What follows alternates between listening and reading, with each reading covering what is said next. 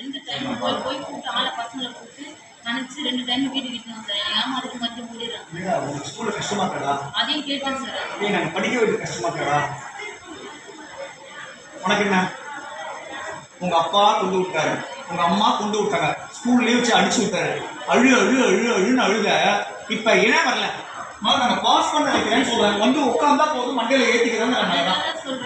ஸ்கூலுக்கு மட்டும் கூட நம்ம எதுவும் கட்டாயப்படுத்தல. இது பண்ண இன்னைக்கு தேதி வந்து 3மா 3 4 நாளைக்கு இந்த 25 நாள் வந்தா போதுமா? ஆசிரியர்கள் ரொம்ப சங்கடப்படுத்தாதீங்க. ஒரு நாள் போல வந்து ராத்திரி 8 மணி வரைக்கும் உட்காந்துட்டு 9 மணிக்கு சங்கப்பட்டு வீட்டுக்கு போறாரு. உங்க வீட்டுல வந்து எத்தனை தடவை பார்த்துருக்காருன்னு உங்களுக்கு தெரியும். உங்க வீட்டுக்கு தினமும் சிவகுமார் சார் வராரு இல்லையா? இப்ப வந்து 90% கனவை தாண்டியாச்சு. இன்னும் ஒரு 20 நாள் தான்டா. 20 நாள் சொன்ன பேச்சை கேளுங்கடா. பாஸ் பண்ணிட்டு போனாட்டா. ஒரு வாரம் தான் வேலைக்கு போறேன். அவனோட எதிர்காலம் பார்க்க மாட்டீங்களா? எதிர்காலம் இருக்குல்ல, டீச்சர்ஸ் எவ்வளோ கஷ்டப்படுவாங்க.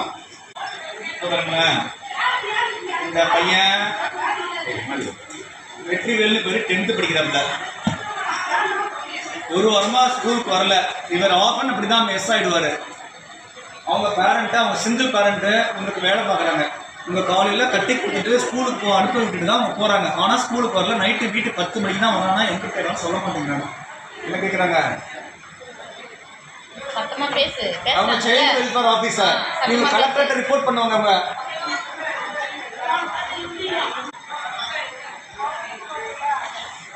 ஸ்கூல் வரையான்னு கேட்குறாங்க.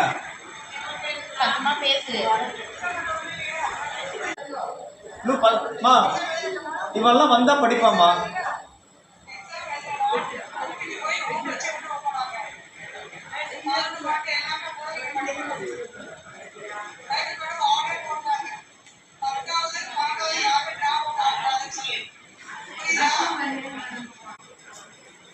கொண்டு விட்டுருங்க.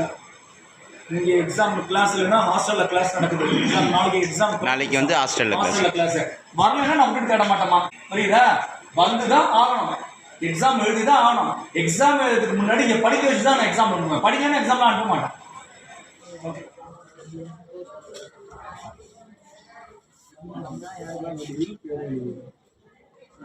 சரி.